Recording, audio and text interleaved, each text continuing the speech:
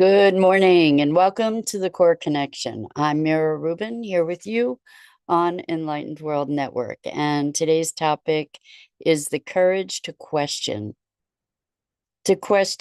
assumptions don't even, that don't even register on our radar sometimes, that we just sort of go along to get along. And um, these times call for us to question these general assumptions and the consensus reality. So that's what we're going to be talking about this morning. But before we get started, let's take a minute or two to get present. Let's take a deep breath in through your nose and hold it. And imagine clean, crisp oxygen flooding your lungs, flowing into your bloodstream, nourishing all your cells, all your organs, bringing vital life energy to your body and being. And as you exhale any tension, stress, negativity, fatigue. And now let's take another deep breath in through your nose and hold it. This time, imagine brilliant, bright light lighting you up from the inside out, illuminating, electrifying, energizing all your cells, your molecules, your electrons, creating a brilliant beam of light and energy from your heart out into the world. And as you exhale any remaining tension, stress, negativity, fatigue. And now let's press our palms together. Vigorously rub your hands together to feel the friction, the temperature, the pressure, the motion, the tickling and tingling when you stop. And allow all those sensations to bring you present right here, right now, into this remarkable physical form that enables us to experience life. Welcome, welcome, welcome. Good morning, Rosalind. Welcome. So Rosalind says the EWN Facebook Live isn't showing up for her. That's odd because I'm looking at the EWN channel and it looks like it's there. So there's a lot of strangeness going on. But in any case, I'm delighted that you're here with us, Rosalind, and welcome to everybody else who's joining us. Today, we're talking about the courage to question. So we're talking about challenging consensus reality, and even questioning maybe ourselves too, like what's my motivation in taking that action? What's my motivation to be doing the things I'm doing? uh, I know that some people have fallen, when we fall into despair, we can sort of feel like throwing up our hands to say, what's the point?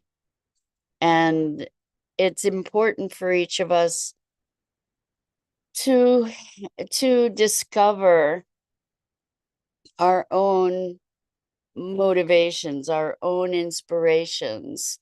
And it's so amazing to me, actually, to notice when I remember, if I'm in a low ebb, to remember that I can switch my state of being, I can switch my perspective, I can shift my beingness into a more energized state. I can, and when we are more energized, when we're in action, our energy changes, our emotional state changes, and we have the power to do that. So the courage to question is something that I think we need to engage in and focus toward ourselves as well as outwardly. Good morning, Sue. So good to have you here with us. Thank you for joining us. Welcome. Rosalind was saying that she wasn't seeing the the live on the EWN Facebook page. It looked like it was streaming on my end, but I don't know if that's something that you can check and verify. Anyway, and if not, that's fine too, but thank you for everything you do. The courage to question. So this conversation actually comes up from a conversation that I had yesterday with a client who's an attorney. Ah, okay. Thanks, Sue. Thanks, Sue. Anyway, she's an attorney and she had a case where I need to figure out how to say this so that I'm not disclosing any identifiable information here. So she had a case where her client and the, let's say, the opposition were having a meeting. And actually it wasn't under the guise of the opposition, it was under the guise of support, but this support was supposed to be neutral, was supposed to be sort of an advocate, as I understood it. And the questions that this supposed advocate or support or neutral party was asking the client were designed to essentially bolster the case against the client. And this attorney is extremely adept at listening through the obvious narrative. And she recognized the discrepancies or the bias. She recognized the bias of these questions and refused to answer them. So here I'm saying we need to be willing to question. And one of the things we need to be willing to question is authority. Just because somebody says something with passion and conviction does not make it true. That we need to do our own due diligence. And in this case that I'm talking about, the narrative and the power structure was such that the norm would be to just answer the questions that would then be building a case against our own interests. And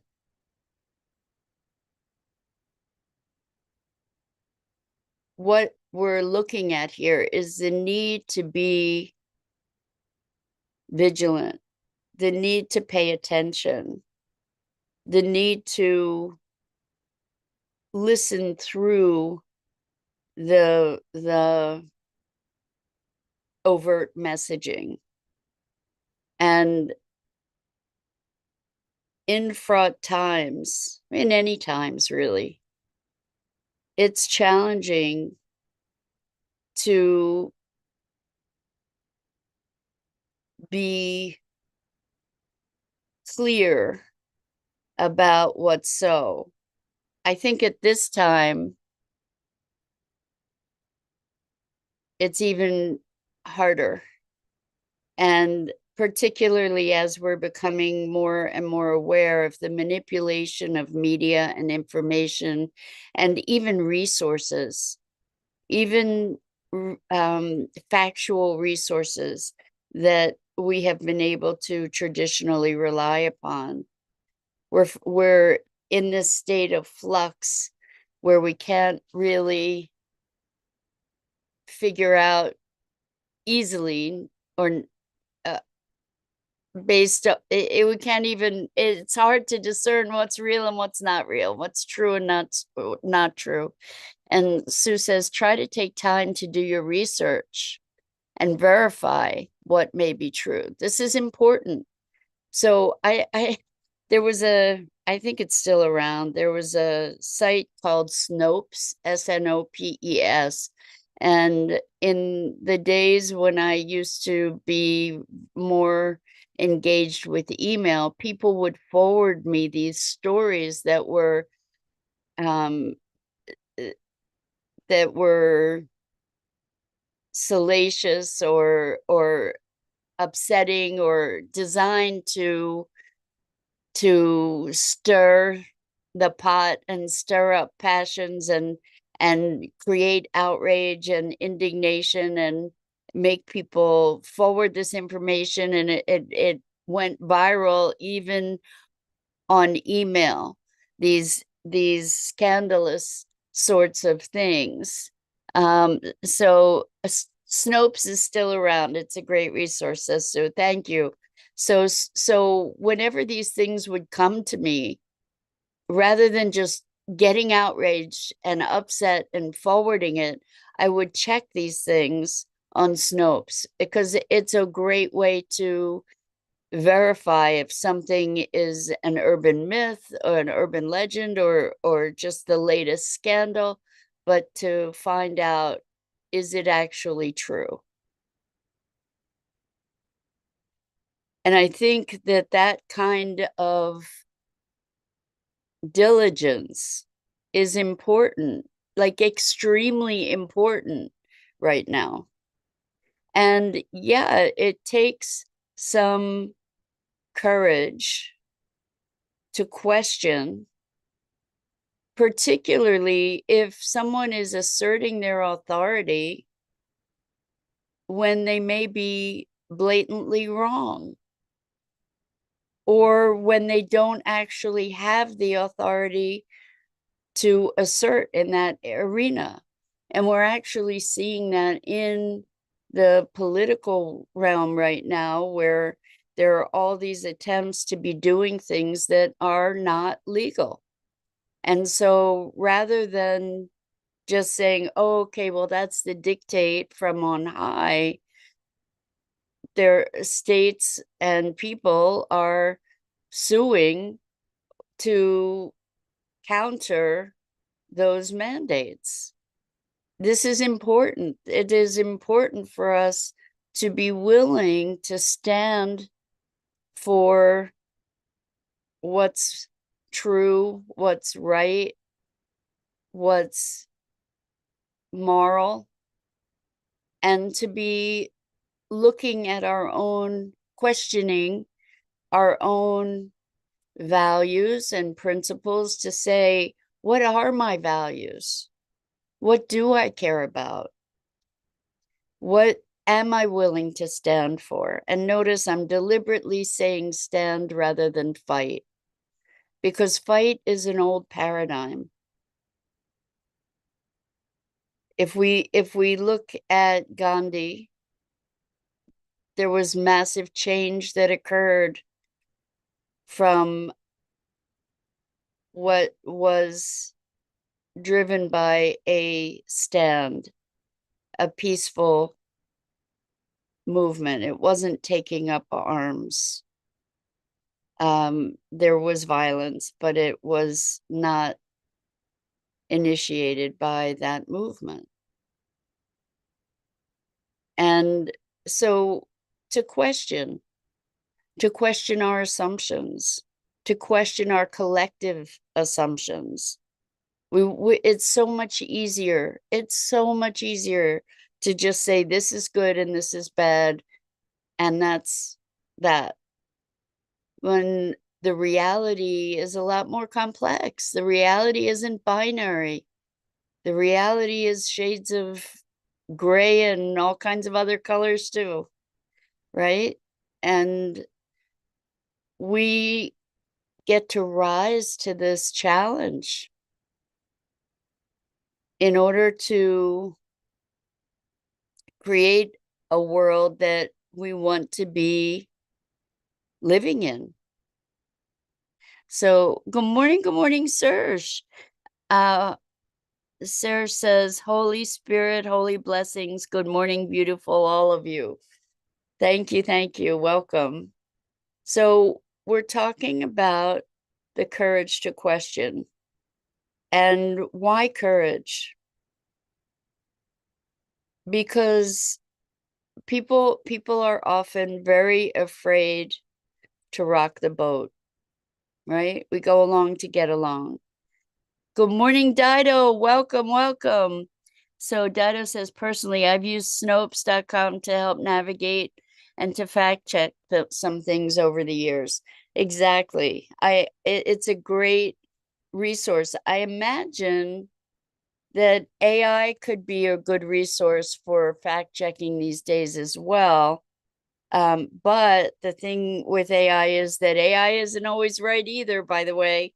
So I invite you to not just take information that you glean from AI as fact without verifying. And I believe you can now do AI stuff with references. So that's really powerful too, to be able to check the references to verify. So, good morning, Shosha. Wonderful to have you here with us. Shosha says, good morning, dear Mira. Again, perfect topic and day for this talk. I'm glad that it resonates for you, Shosha. Thank you. And Dido says, yes, AI is not always right. And AI knows that too. It's funny, I was planning a trip cross country and I used AI to plan it and to break things into time segments. And when I made some reservations based on those recommendations. And then when I went to my actual GPS to plan the trip, I found out that it was off by multiple hours in its calculations. I came back and I said, hey, it takes this long and this long to get from here to here. And it said, oh, you're right. And I asked it for a new calculation, which was also wrong, which I learned to check by then. And I said, well, that's not right either. And it said, oh, sorry, you're right. So it's getting better, but don't just rely on it without checking further. Anyway, questioning. So when we see news headlines too, don't just believe the news headlines. When we're listening to the news, make sure that you listen through the narrative. Like, what's the agenda? Because wherever that news is coming from, there's an agenda. That news is curated, it's selected and and massaged, manicured to meet a certain maybe overall narrative or intention. And it's really interesting because I have become more discerning in my listening and am better able to hear the underlying story on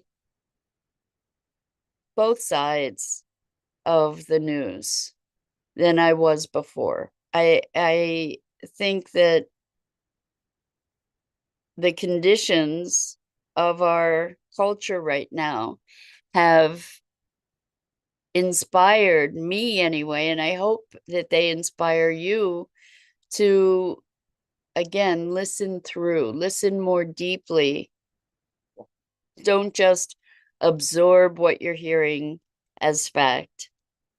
My brother had forwarded something to me from TikTok, and it was a girl listening to a phone call from her grandmother telling her that there were a specific band of immigrants overrunning a particular town, and they were like animals and they were dangerous. And so just listen, what's the underlying story is othering, right? And these other people are not even human. They're like animals, like we should be treating them less humanely, presuming that we would treat animals, or that animals are somehow less worthy um, of our care. Anyway, it was all based in falsehoods and fear, and people receiving the news as truth. And so it's important to take this meta position, to listen through. I mean, even on the other side, the way that people are portrayed, the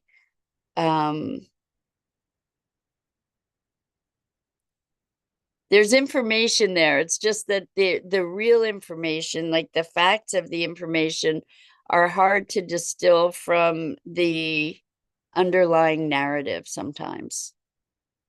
And in questioning, we allow ourselves maybe to regain or maintain our own agency. And seriously, in a time where there is such chaos, we want to make order, right? And unfortunately, making that order is not necessarily an easy thing to do, because it's not orderly. It's like what we get to do is to start finding a way to find our own balance amidst the chaos.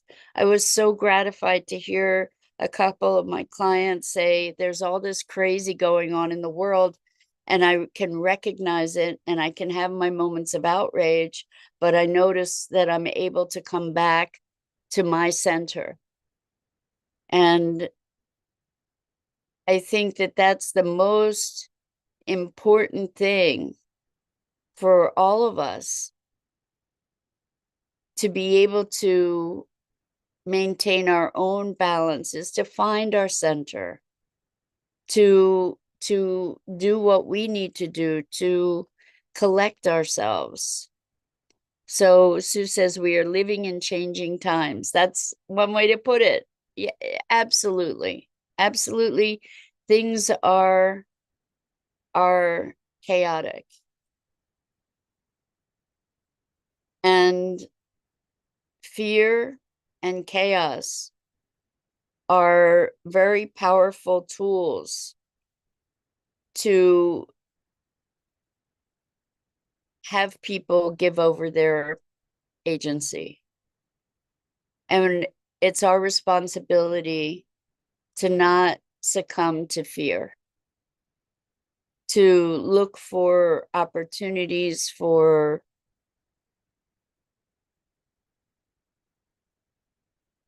our own expression, and to look for opportunities to stand, believe in, and to be actively shaping the world we want to live into, right? We get to create our experience. So Sue says, hello, listeners. Mira is planning to offer a Q&A show where you can ask questions on topics of interest. What burning topic would you like to chat about? So Sue and Dido and Ruth are incredible advocates, and they came up with this idea that we would do live Q&A.